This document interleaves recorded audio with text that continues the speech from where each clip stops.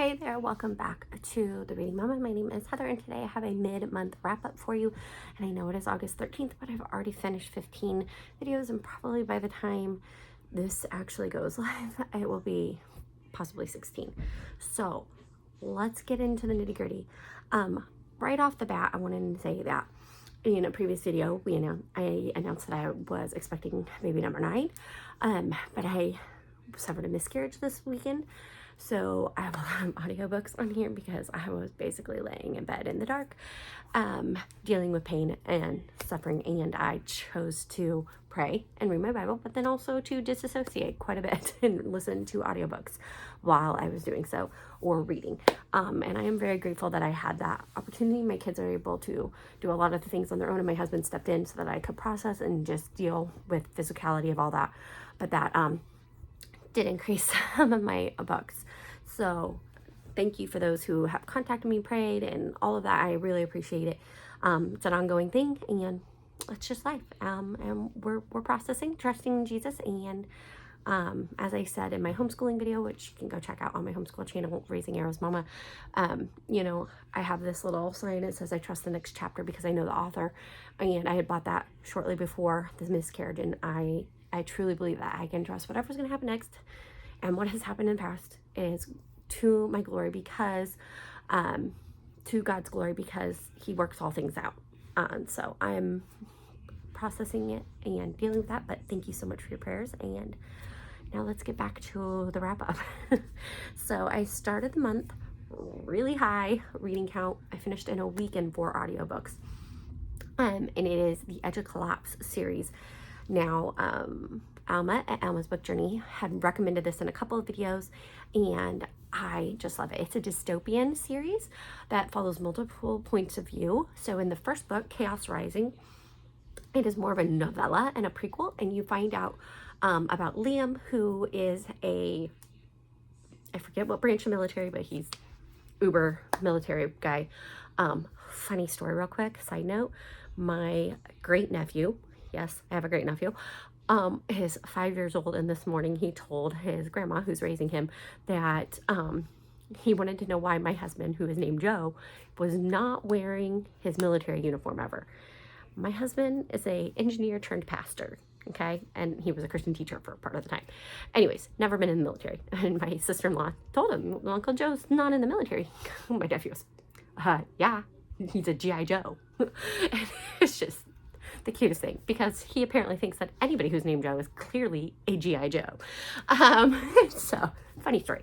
Back to the actual book. But Chaos Rising follows Liam, who is a military person who is got some PTSD from all the things he's dealt with in his life. And he's coming to Chicago for Christmas to visit his twin brother and his wife, who are expecting a baby. Shortly after he lands, all the cars stop, planes are falling from the sky, everything has gone crazy. I'm going to just tell you, his assumption is what it ends up being, because it's a whole series, okay? But there was an EMP blast that took out all of the electrical everything. So not just the electricity grids, but anything that has electronics in it. It's just gone. But they're in Chicago when this is happening, very near O'Hare. So they're having to try to get somewhere safe. There's car wrecks, there's plane crashes. And as I said, his sister-in-law is incredibly pregnant. And so he's trying to get her to safety. And that's a big part of it. A lot of things, very intense, very quick, very rapid fire, great audiobook, phenomenal. And you follow that story. So I'm not going to give you any more because, like I said, there's a lot going on. Second story I read in that series is Edge of Collapse. So that's the name of the whole series. And in this one, we follow Hannah, who the same day when the electricity goes out, a door opens and she leaves a room she has not left for 5 years. And she escapes. This one was, I did not know it was going to start there, and that was going to be the whole captivity, escaping abuser kind of thing. But that's what is going on in the midst of the winter in Michigan with all of this other stuff going on. So her story coincides with Liam at some point, and you get a lot of survival tips. You've got PTSD, she's pregnant, and there is a lot of trauma, obviously, and just violence, and a lot going on in the story, okay? But it's phenomenal. It's fast-paced, great audiobook. Second one is Edge of Madness. This story follows Noah, Hannah's husband, and her, how old is his son? Milo. He's 8, I believe. And so follows their story of what happened to them on the first day. They were skiing and were trapped on a ski lift on Christmas Eve. This is all, everything's happening on Christmas Eve. And so the first 3 books are setting up what happened day of, and it follows a different character, and you get multiple points of view. And so you follow Milo and Noah. Noah is a police officer in their small town. I want to say it's Fall Creek, but that sounds wrong because that's also a place in Indiana, but maybe it is Fall Creek. I can't remember. Anyways, but you get all the small town dynamics. So you have all the peril and all the things of the first day and all the things happening while they're at that ski lodge. And then they make it back, spoiler, they make it back to their small town, and you have all the ramifications of small town life and what that looks like for those who live in a small town, but also in a rural kind of setting, because let's just be honest, city versus rural setting is vastly different, and lifestyles and things like that. So like, you know, the average person in the city, because I live on the edge of suburbia into rural area, if I lived a little closer to the city into closer suburbia, less people know how to hunt, garden, and do those things. Here on the rural side of suburbia, which is more like what they describe in Fall Creek, my neighbors hunt, and I have farmers who are neighbors, you know what I mean? It's not a total lost cause here. Anyways, then we go to Edge of Darkness, which is book 4, technically book 3 in the series because we're not going to count the prequel. And we are back to following Hannah and Liam, and also you continue the story of Noah and Milo, and also there are some other characters. You get the point of view of the villain, you get the point of view of a young girl who has a tragic life. She was in Noah and Milo's story. Why can't I think of her name? It's an interesting name, Quinn. And you get her perspective of what's going on as well. And so I read those first 4 books, and they were phenomenal. Highly recommend it. I share on my Instagram. I just got the next 4 from the library, so I'm going to read those with my eyeballs because Libby is dragging its feet on getting me the audiobook. And then I finished How Should We Then Live, and it's over there. I could grab it, but I'm not going to. I might pop a picture. I might not. I finished How Should We Then Live, which I read as a buddy read with Chantel at Chantel Reads All Day. It wasn't good. My buddy reads are not going good so far this year. The only 2 I've done were kind of bummer books. That said, I loved what it talks about. I am not, forgive me, I'm getting over a cold as well. I am not in love. I'm not in the right mindset for this kind of book right now. I thought it was going to be more like Christian living. How should we then live in light of Christ? And blah, blah, blah. I guess I didn't read the subtitle. The Rise and Decline of Western Thought and Culture. It was very political, very theological, and I had like a whole art history class at the beginning, which was really cool. I mean, I tabbed a lot of great thoughts, a lot of things to discuss with my husband. I was not in the right mind frame, and I started to dread picking it up because I felt like something that I needed a lot of focus. I am a person who gets interrupted a lot when I'm reading during the day, and I can't read heavy things at night, or really thought-focused things at night. I need like brain candy at night. And so it was hard for me to get through it, and I was dreading picking up, and switched over to audiobook about partway through, maybe halfway through, just to finish it, because I would try to have like at least one nonfiction book going at a time, and I was just dragging my feet out because I didn't want to pick it up. And Chantel felt the same way, and then busted through with audiobook because it's just not the right time for either of us. Let's just put it that way. I think it has a lot of good thought. I think it has its place. I think at some point in time I might pick it back up and reread it and really think about those things. That time is not now. But now I can move on to another nonfiction. So, and then I read Fragile Designs. This is an audiobook by Colleen Coble, and I mean, you can read it physical too, but I read it audio version. This one I thought was really interesting. A lot of Colleen Coble start with a widow, and that's how we start out with a widow, and she moves in with her grandmother, and then she is uncovering, she used to do like flea markets and things like that. And so she has a whole bunch of stuff for her great grandmas that the family's like, get it sold so we can have our money and just get rid of the stuff. As she's going through it, she discovers not only family secrets, but something that is very, very valuable, to the point where once other people know that it's there, they start to look for her and try to find it. There is some Russian mafia stuff going on. There's a law enforcement officer, if you're looking for that blank on Jane Reads All Day, Keep Me in Suspense. There you got that. And so you have in Second Chance Love, kind maybe, I don't know. They knew each other before. They weren't involved before. And so you've got the romance side, a lot going on, very intense, very fast paced. I like Colleen Cobles because she does have very fast paced. They are Christian. They do have a Christian story in them, even if it's not very heavy handed Christianity. And she just does a really good job of keeping you interested and wanting to know what's coming next, even with multiple points of view. I think this was dual point of view. I think you have the officer neighbor and the girl, and like names are lost. I don't know real people's names. I'm really good with children's names. I'm good with that, but adults, I'm just no clue. But I really enjoyed it. It was a good quick read and a standalone, not a series, which I appreciated because I read a lot of series. Then I read, let's see here. It's already been returned to the shelf. Rune by Victoria McCombs, and I absolutely love this. This is YA Romantasy, and I read this for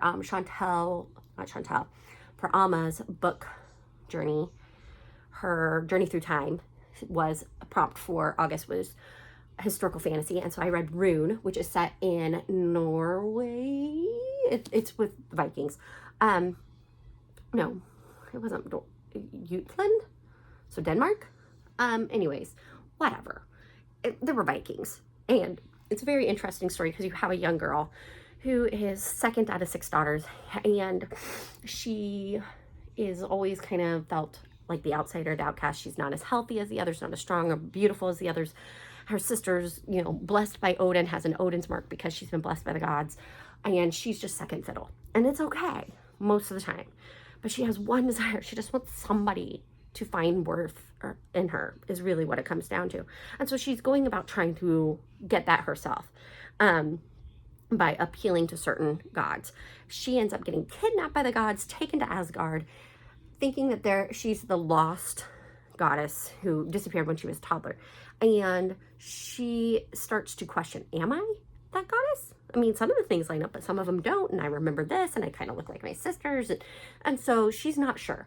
But because she thinks since she's pretty sure she's mortal and that they're wrong, she's trying to act like the goddess so that they don't kill her, because there's stories about, other mortals who've tried to pretend they were gods and it did not end well for them. So she's very worried about her life. Very, they're Vikings, they're violent, they always have weapons on them. It was good, it was fun. There is a fake betrothal aspect to it, which is fun. A lot of really, really good, funny banter. And then amidst that is this underlying story of finding your value and your worth, not so much in being the same as others or being the strongest or the best of something, but that you yourself, you have intrinsic value and you are worthy. And I just really, really loved that part about the story. I loved so much about it. I love the banter and just some of the funny things that happened in that story. Then I finished, I should have pulled these before, but this is kind of handy actually. The duology, Obsidian Academy duet from A.R. Conwell. That's Annah Conwell if you read her rom-coms, which I will share about in a minute. But this is dark romantasy for YA-ish. They're in their 20s, so new adult? I think that's what we're calling it. I do want to caution, this is dark fantasy. There are themes of there's violence, murder, there is thoughts of suicide, references to past abuse, and other things. So very heavy topics. So keep that in mind if you're going to read it and those are your triggers. You can email her for specific trigger warnings if you want to know. It was so fun. It was a great fantasy. I love the world. It's called the Seven Havens. There's these different island kingdoms all under one kingdom, kind of, for the most part. And you follow a young girl who, at the very beginning, her only person that she loves or knows anything about, her brother has been murdered. And she's going to go to this violent, intense academy to try to find out who his murderers are and seek vengeance. Along the way, she learns how to trust people, make friends, and all of these things, but she also deals a lot with her grief. Now, I read both books. I highly recommend you read both because it's not a standalone. You want them. They go together. And the spin-off, Veil of Deceit, is also phenomenal, but I digress. And so you have a lot of that coming through, and I really love how the author handles dealing with the PTSD, dealing with that in a romance situation, and also just the characters are just really beautiful and strong. And I love, again, she is like a queen of banter. She does a great job. It really makes you laugh. But her characters are just so strong and so beautiful. And I really appreciate every single one of them, from the villains to the main characters. And so I highly recommend this duet or duology. And then I listened to, what is it? Tides of Secret. What did I write down? Well, I listened to Leaving Lavender Tides, which was like a novella after View from a Rainbow something. I don't know. It's Colleen Coble. It's a weird trilogy. I wasn't sure I wanted to continue it. Didn't really love the novella, but it was quick. It was light. And so the characters in the first book, spoiler, if you read View from Rain, whatever, Bay, they get married. And it's their honeymoon, and like crazy things are happening because, yeah, there's like kind of somebody trying to murder her husband, they think, and trying to solve that while on their honeymoon. It was just weird. It was weird. It had a couple of funny, lighthearted things, but mostly it was just weird. I was like, why? What? Why? So I don't necessarily recommend it. I mean, there's nothing bad with it. It just wasn't, I don't know, it was just weird. It was just weird. I don't know if I'll continue the series because she's trying to track down her brother and sister who were lost in an earthquake when she was younger. I don't know. It's not my favorite Colleen Coble. Let's just put it that way. Then I read Alaska Twilight. Is that Colleen Coble too? I don't know. It might be. I'm trying to read a lot of suspense. And this one I did audiobook. I did have the physical also that I was back and forth with. Alaska Twilight is set in Alaska. It was a standalone. I believe it is Colleen Coble. But you follow a young girl who is part of a video crew coming to Alaska who wants to, she's trying to deal with her own PTSD from when she lived in Alaska and where her parents died in Alaska, and her sister, and just a lot of things, moving parts going on. I like things set in Alaska, so that part I love. You have like the Alaskan native, and she's like the city girl, and obviously you know that they're gonna try to come together, but then there's some like a lot of family twists and small community things. Like it's kind of got that small town murder mystery vibe because there's a lot of things going on, and you're like, okay, how are they connected, and who and why are they doing this, and all these things. Trigger warning: there is child abduction in this, a lot of peril and PTSD issues. So I liked it. Not my favorite, though it is one of my favorite settings, so take that with a grain of salt. And then this weekend, because I'm a fool, one of the things I read the last few days was the audiobook was the Restoration series by Terri Blackstock. Love Terri Blackstock, Christian suspense, right? This is dystopian, and you basically follow one family through the 4-book series, which is Last Light, Night Light, True Light, and Dawn's Light. And you have different aspects throughout each one, which I'll get to in a minute. But basically you're following one family, and you have throughout all 4 books you get most of their views, the adult views, and then one of the kids, and then a friend of the family's point of view is in there. And how they're dealing with, very much like Edge of Collapse, where there is a disaster that has taken out all the electrical things, but unlike Edge of Chaos, this is not an attack. This is a natural phenomenon from a star pulsar, and so they call them pulses, and then they say that they should be able to go away. This is not a forever thing. And so Terri Blackstock always does a great job of sharing the gospel in her stories and people getting saved and trusting in the Lord. Aspects of forgiveness, aspects of a lot of forgiveness, trusting in God in dire circumstances, grief, and being angry with God, and how you deal with that. So those are going on throughout all the books. First book primarily focuses on their small community, which is like not a gated community, but one of, the fancy neighbors who have the big houses and the big yards, and they live on a lake. Those neighbors, let's talk about that neighborhood and how they're dealing with it and adjusting to survival during that time. The second book helps they get robbed by some kids and realize those kids have no parents, and they take those 4 children in and deal with all of that stuff going on, but also realize about the poverty nearby in their same community, but they didn't think about, what about the people who are living in apartments who were already not doing great? And what is their Christian responsibility towards that? And then the third book focuses more on, I'm trying to get them trying not to get them confused on the third book is about half a year later, and dealing with some a murder, very much a murder mystery, okay, somebody, and dealing with that. And then the fourth book, it's a year later, things are starting to come back and get back to, we found a balance now, and now we're moving forward. This one also has a murder mystery. And the fourth book, if you are in any way in a broken state, I don't recommend it, because this was not something I should have read right now, because it was devastating. just devastating. Okay, that's your trigger warning right there.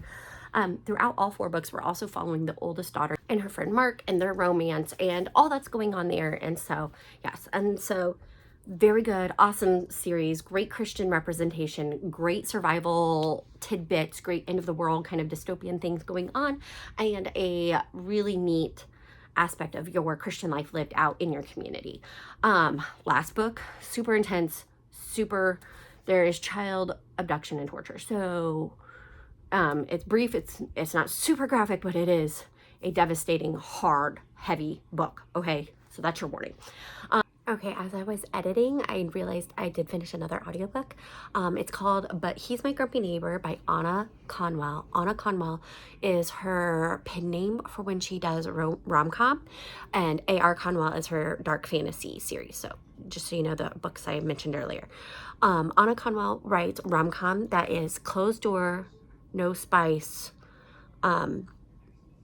contemporary novels, and they're really funny. Like I said, I love her banter. I like her characters, and this one, just so you know, it has a lot of kissing, a little bit more. I mean, just a little much.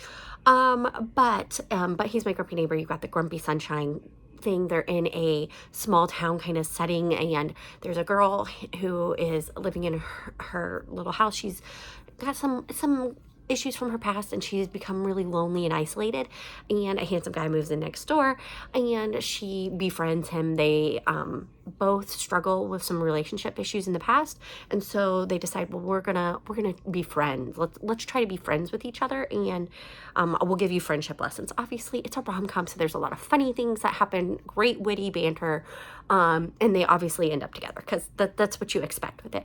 Like I said, it's a lot of making out, a little bit more than I think is acceptable. So, like, I won't give it to my kids, but they're kissing. It's nothing too gruesome, too graphic or intense. But there's a lot of that. And, but it was just sweet fun. After you read something heavy, at least me, I like to have what I call a palate cleanser, which is just something that is fun, sweet, short, and entertaining, but doesn't require a lot of brain power, and also doesn't hurt my heart too much. So I have found that Anna's rom-coms have really been good for that. I also read her Love Audit, and those are two series that are interconnected. And so anyways, it was fun, great, but just want to mention that right now. I am in the middle of some books. I am hopefully going to finish The Spin in the Stars by the time this is published, which is sci-fi space opera, I'm going to say. I don't know. But it's set as a circus in space, and then now I'm moving on. She's left the circus. What's going to happen next? I don't know. Dawn of Doves, which I've talked about in several videos, in the middle of Christian epic fantasy. I'm in the middle of Case for Christ for Kids, which is my inspiration for my vacation Bible school that I create for next year. And then I have started the bookshop of 99 Doors, but I don't know if I'm in the right mind frame for Jamie Jo right now. This might have to go back to the library and get it another time, because she's so ghosty. She's creepy. I don't know if I'm in the mood for that kind of creepy. And so that's what I'm reading right now. That's where I am mid-month. Tell me, what is the best book you've read so far this month? I think the best book I've read this month so far is this, but I don't know. I really also like the Edge of Collapse series. So those have been my winners. Let me know what you're reading right now. What's been the best book you've read so far? And yeah, thank you so much for watching. Have a blessed day.